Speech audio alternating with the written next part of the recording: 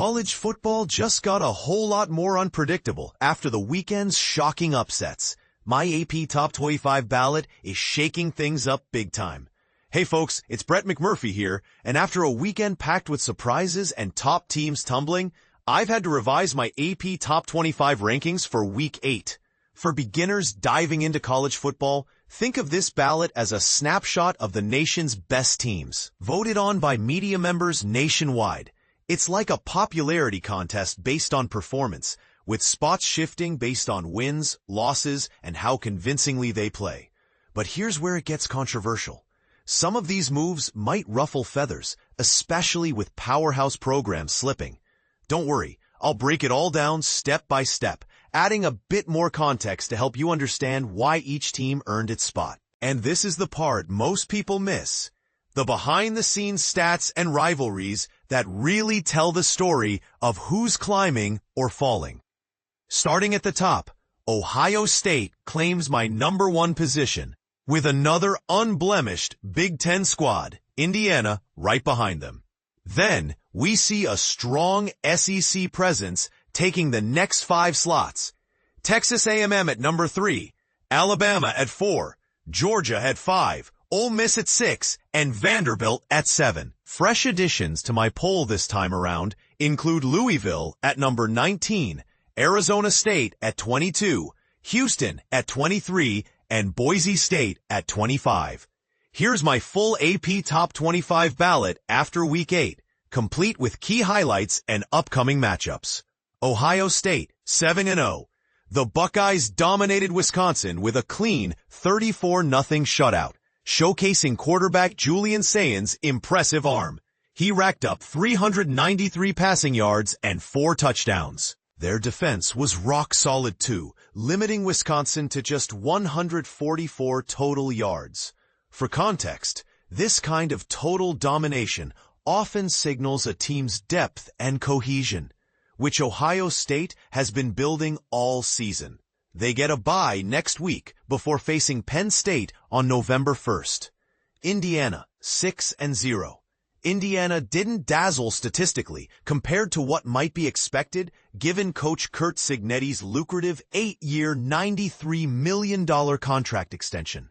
But they still prevailed against Michigan State, pulling away to a 38-13 victory.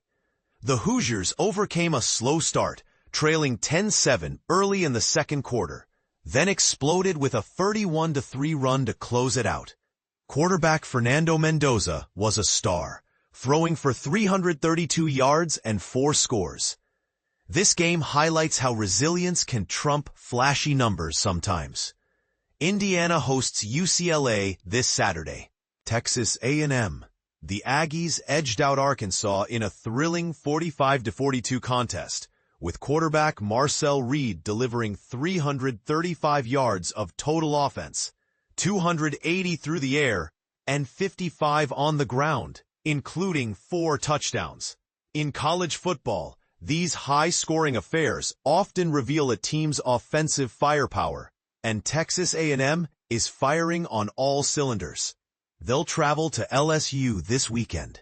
Alabama 6-1. Alabama took down in-state rival Tennessee 37-20, with quarterback Ty Simpson tossing for 250 yards and 2 touchdowns. Defensively, Zabian Brown stole the show with a jaw-dropping 99-yard interception return for a touchdown. For newcomers to the sport, these pick-six plays are game-changers that can shift momentum instantly.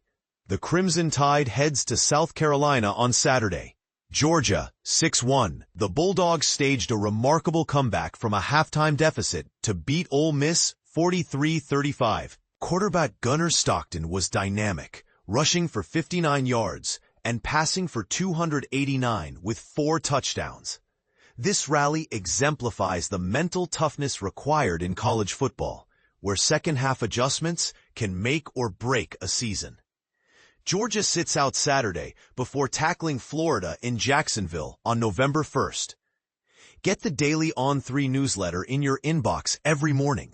By clicking Subscribe to Newsletter, I agree to On3's privacy notice, terms, and use of my personal information described therein. Ole Miss, 6-1. The Rebels battled Georgia tooth and nail, but ultimately fell 43-35, with quarterback Trinidad Chambliss throwing for 263 yards and a touchdown. Receiver Dejon Stribling made his mark with 3 catches for 96 yards, including a spectacular 75-yard touchdown grab. These back-and-forth games show how evenly matched top teams can be in the SEC. Ole Miss travels to Oklahoma next. Vanderbilt, 6-1. Vanderbilt upset LSU 31-24, led by quarterback Diego Pavia's 246 yards of total offense, including 86 rushing yards and 2 touchdowns. It's a reminder that underdogs can shine with smart play calling. The Commodores host Missouri this Saturday. Miami, 5-1. Miami suffered a surprising loss to Louisville on Friday, marking their second straight game where they were outgained after dominating the previous 22 opponents. Quarterback Carson Beck, once a Heisman frontrunner, struggled with 4 interceptions. This slump raises questions about Miami's consistency. Do they rely too much on one player? The Hurricanes have a bye Saturday before venturing out of Florida for the first time to face SMU on November 1st.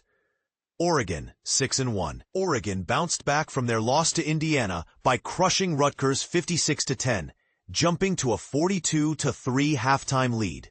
Quarterback Dante Moore passed for 290 yards and 4 touchdowns, while running backs Noah Whittingham, 125 yards, and Jordan Davison, 100 yards, powered the Ducks to 750 total yards. For beginners, this offensive explosion is a perfect example of how balanced attacks can overwhelm defenses. Oregon hosts Wisconsin this weekend. BYU, 7-0. The Cougars narrowly defeated Utah 24-21 in the Holy War, clinching their Big 12 unbeaten status alongside another team. Despite being outgained 393-228, BYU's defense and clutch plays kept them afloat. Quarterback Bear Bachmeier managed 111 passing yards, and running back L.J. Martin added 80 rushing. This win underscores the importance of grit over stats in rivalries. BYU visits Iowa State on Saturday. Georgia Tech, 7-0. Result? Win 27-18 versus Duke. Georgia Tech continued their strong run with this victory, showing ACC toughness. Texas Tech, 6-1. Result: lost 26-22 at Arizona State. A tough road defeat that might hurt their momentum in the Big 12. Notre Dame, 5-2. Result: win 34-24 versus USC. The Fighting Irish reasserted themselves against a West Coast rival. LSU, 5-2. Result: lost 31-24 at Vanderbilt. An upset loss that highlights how SEC games can be unpredictable. Oklahoma, 6-1. Result: win 26-7 at South Carolina. A dominant road win for the Sooners, building their Big 12 case. Cincinnati, 6-1. Result: win 49-17 at Oklahoma State. The Bearcats rolled, proving their group of 5 strength. Missouri, 6-1. Result: win 23-17 in 2 overtime at Auburn. A thrilling overtime victory that tested endurance.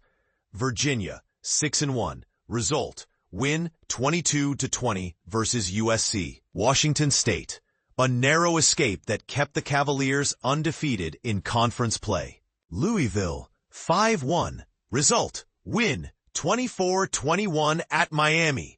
Louisville's upset win could spark debates about their playoff potential.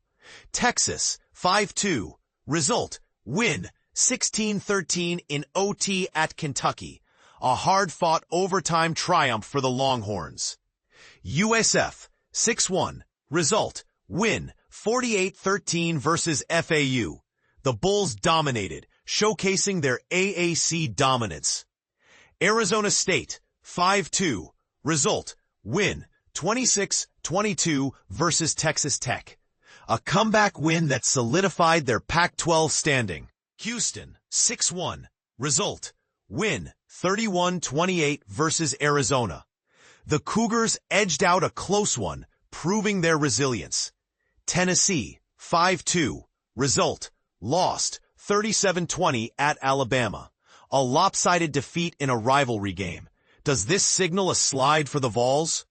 Boise State, 5-2. Result, win, 56-31 versus UNLV. The Broncos exploded offensively in this Mountain West matchup. But here's where it gets controversial. Is Ohio State truly the best right now? Or some fans argue that the Big Ten's dominance is overhyped, while others say these upsets prove college football's parity. What do you think? Who's ranked too high or too low here?